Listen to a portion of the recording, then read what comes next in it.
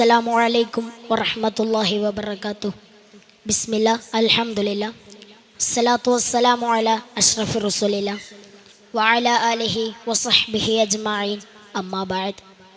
വേദിയിലും സദസ്സിലുമുള്ള പ്രമുഖ വ്യക്തികളെ, പ്രിയ സഹോദരന്മാരെ, ലോകം ഒരു ഗ്രാമമായി ചുരുങ്ങിക്കൊണ്ടിരിക്കുമ്പോഴും മനുഷ്യ മനസ്സുകൾക്കിടയിലെ ദൂരം വർദ്ധിച്ചു വരുന്ന ഒരു കാലഘട്ടത്തിലാണ് ഞാനും നിങ്ങളും ഇവിടെ സംഗമിച്ചിട്ടുള്ളത്.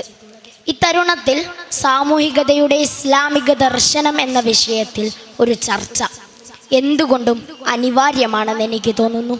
SSF സാഹിത്യോത്സവിൻ്റെ 33-ാം എഡിഷനിൽ ഇതിനെക്കുറിച്ച് അല്പം മാത്രം ഞാൻ പറയാം. യാ അയ്യുഹന്നാസു ഇന്നാ ഖലഖനാകും മിൻ ദക്കരിൻ വ ഉൻസാ വജഅൽനാകും ശുഊബൻ വഖബായില ലിതആറഫു. സൂറ അൽ-ഹുജറാത്തിലെ 13-ാം വചനത്തിൽ ഏതാനും ഭാഗമാണ് നിങ്ങളെ ഞാൻ കേൾപ്പിച്ചത്.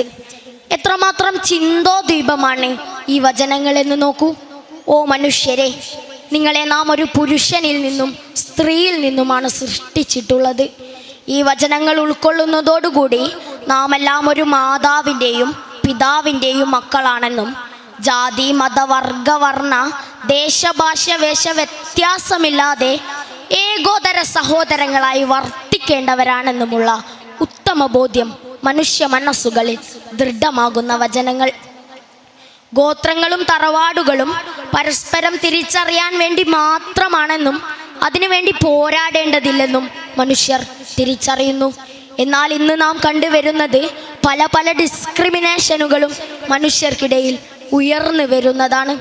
വിദ്യയുടെ ശ്രീകോവിലുകൾ ജാതിയുടെയും വർണ്ണപരമായ വിവേചനങ്ങളുടെയും ആക്രമണങ്ങളുടെയും കേന്ദ്രമായി മാറുന്ന വാർത്ത നമ്മെ അലോസരപ്പെടുത്തുന്നില്ലേ?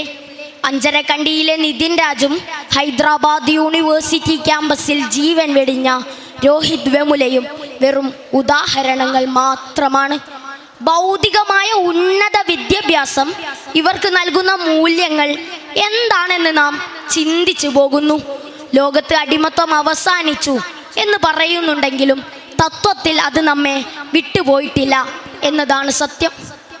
ഇന്നത്തെ ഉപഭോഗത്വ സമൂഹം നമ്മെ പഠിപ്പിക്കുന്നത്, നമ്മുടെ വില നിർണയിക്കുന്നത് നാം ഉപയോഗിക്കുന്ന വില കൂടിയ ഫോണും കാറും വാച്ചും വീടുമൊക്കെയാണ്.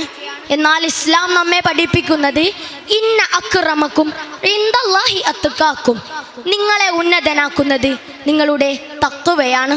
സ്വഭാവശുദ്ധി, ധാർമ്മികത, അറിവ്, ഇതൊക്കെയാണ് ഔന്നിത്യത്തിൻ്റെ അളവുകോൽ. സാമൂഹികതയുടെ ഇസ്ലാമിക കർമ്മപദം തുടങ്ങുന്നത് അയൽവാസിയിൽ നിന്ന് തന്നെയാകട്ടെ. ലൈസൽ മുഅ്മിനുല്ലദീ യശ്ബഉ വജാറുഹു ജാഇ.